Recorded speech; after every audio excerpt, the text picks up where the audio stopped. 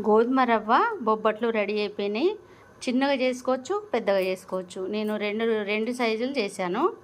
మీరు కూడా చేసుకోండి. చాలా టేస్ట్ ఉంటాయి గోధుమ రవ్వ సిరాతోటి చేసిన బొబ్బట్లు.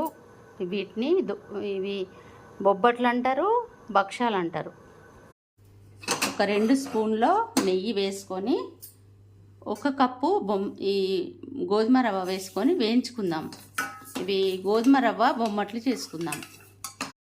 గోధుమ రవ్వ ఈ కప్పుతో 1 పోసుకున్నాం కదండి. ఇప్పుడు ఒక కప్పు రవ్వకి 2 కప్పులు నీళ్ళు పోసుకొని ఇందులో చక్కెర కూడా వేసుకుందాం.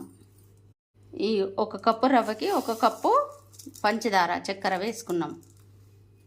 గోధుమ పిండి 1 కప్పున్నర గోధుమ పిండి పోసుకొని ఇది చపాతీ పిండిలా ముద్దలాగా కలుపుకుందాం.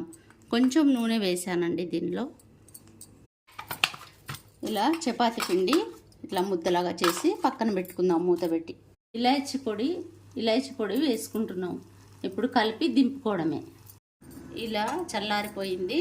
అన్నీ ఇలా లడ్డులాగా చేసుకొని పక్కన పెట్టుకోవాలి.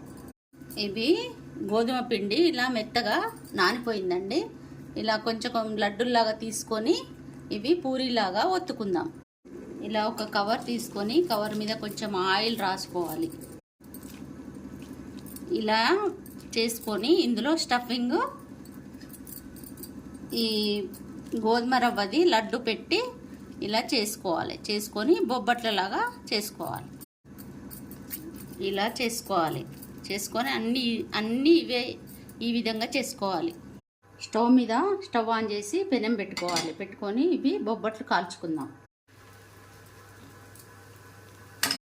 కొంచెం నెయ్యి వేసుకొని కాల్చుకోవాలి. ఇవి ఇటు ఒక సైడ్ కాలిపోయింది, ఇంకో సైడ్ కూడా ఇట్లా కాల్చుకోవాలి. అన్నీ ఈ విధంగానే అన్నీ చేసుకోవాలి.